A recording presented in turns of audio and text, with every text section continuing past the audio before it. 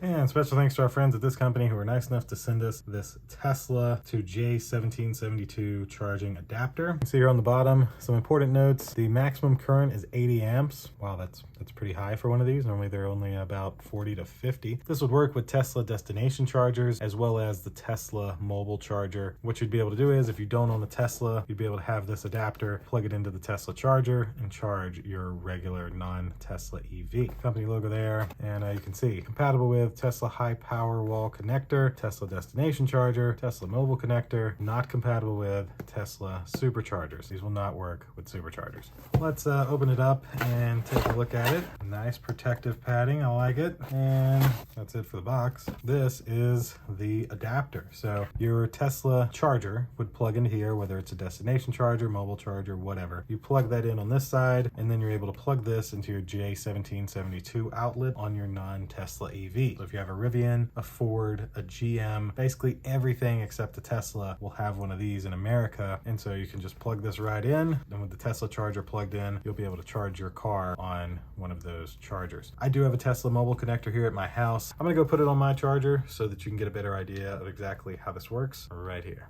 So we have our Tesla to J1772 adapter, and this is a Tesla mobile connector. You have the same kind of plug on a Tesla destination charger or even the more commercial destination chargers. As I've mentioned a couple times, this will not work with a Tesla supercharger. All you have to do is you have your adapter, you have your destination charger or Tesla mobile charger. You just plug your Tesla charger into the adapter like so, and then you plug this into your Ford, your Rivian, your Chevy, whatever your non-Tesla EV is, and you'll be able to charge. And of course you got your button to take it out, and you're able to use a Tesla destination or mobile charger to charge your non-Tesla EV. Thanks again to this company who was nice enough to send me this adapter to unbox and display for you. Thank you all for watching, and we'll see you in the next one. Deuces.